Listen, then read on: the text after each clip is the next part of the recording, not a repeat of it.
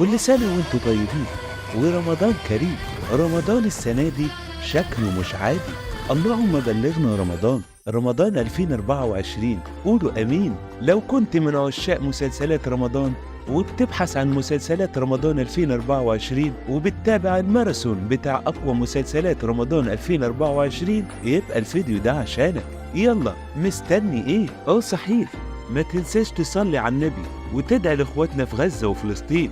اللهم بلغهم رمضان آمنين آمين. لو دي أول مرة تشوفني، أنا محمود الطواب وبقدم محتوى كوميدي وترفيهي، ودي قناتي طوطو تاو. يلا كلنا نصلي على النبي عليه أفضل الصلاة والسلام ونشوف مسلسلات 2024. نبدأ قائمتنا بأول مسلسلاتنا النهاردة، واللي هيكون مسلسل كوبرا بطولة النجم محمد إمام. بعد ما نزل لنا البوستر بتاعه على صفحته الرسمية على الفيسبوك، ومن البوستر ده شكله هيكون مسلسل تحفة. ومعانا تاني مسلسل في قائمة مسلسلات رمضان 2024، مسلسل الحشاشين بطولة النجم كريم عبد العزيز.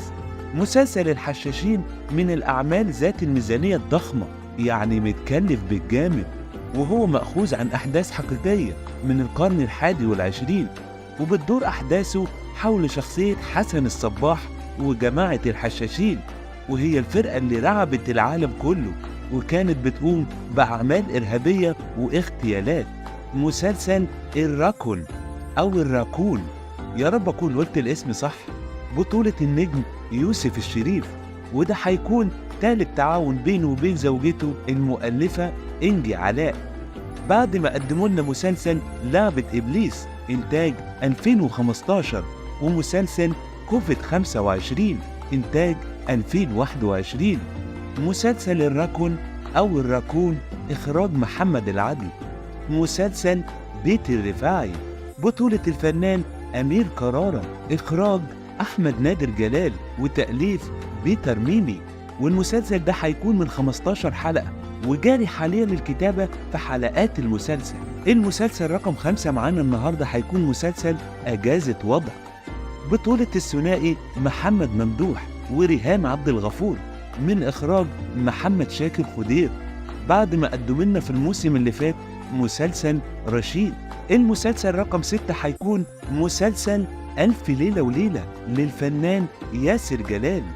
مسلسل ألف ليلة وليلة بطولة ياسر جلال وياسمين رئيس، بتدور أحداث المسلسل في أجواء أسطورية حول حكايات ألف ليلة وليلة، وبيلعب الفنان ياسر جلال دور شهريار، وطبعا ياسمين رئيس هتكون شهرزاد.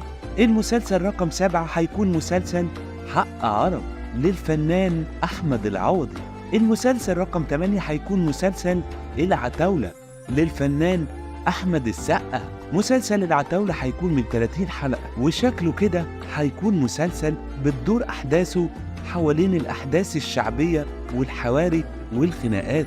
المسلسل رقم 9 هيكون مسلسل سيد العقارب. مسلسل سيد العقارب للفنانة غادة عبد الرازق. المسلسل رقم 10 هيكون مسلسل إمبراطورية ميم للفنان خالد النبوي. المسلسل رقم 11 مسلسل صلة رحم بطولة الفنان إياد نصار، اللي بتدور أحداثه في 15 حلقة، إخراج تامر نادي. المسلسل رقم 12 مسلسل شغل فنادق بطولة عمرو يوسف وروبي، ومن المقرر أن ينطلق التصوير في منتصف الشهر اللي جاي. المسلسل رقم 13 هيكون مسلسل 100 راجل للنجمة سمية الخشاب.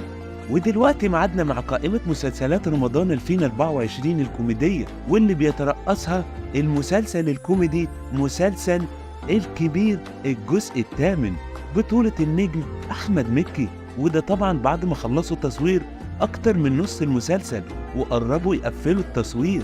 وفي أخبار بتقول إن السيزون ده هتشارك فيه النجمة دنيا سمير غانم، لكن الأخبار دي ما اتأكدتش قوي. عموما بكرة نشوف. ومعانا تاني مسلسل في قائمة مسلسلاتنا الكوميدية، مسلسل خالد الغندور وولده نور خالد، ده طبعا بعد صدور بوستر المسلسل على صفحتهم على الفيسبوك. مسلسل خالد الغندور وولده نور خالد بطولة نجوم الكوميديا النجم كريم محمود عبد العزيز والنجم شيكو.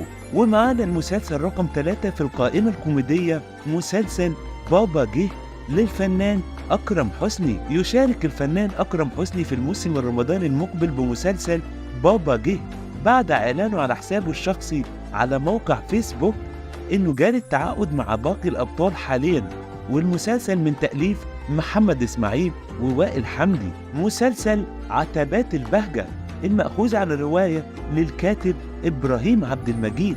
المسلسل بطولة الفنان القدير يحيى الفخراني، سيناريو وحوار مدحت العدل، وإنتاج جمال العدل، وإخراج مجدي أبو عميرة.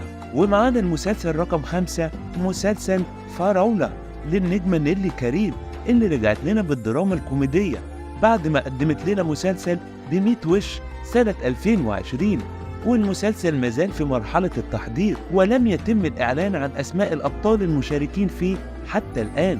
ودلوقتي بعد ما شفنا مع بعض مسلسلات رمضان 2024، يا ترى انت هتتابع اي مسلسل فيهم؟ ما تنساش تعمل لايك للفيديو وتكتب لنا في تعليق ايه اكتر مسلسل انت متحمس له السنة دي. رمضان كريم وكل سنة وانتم طيبين.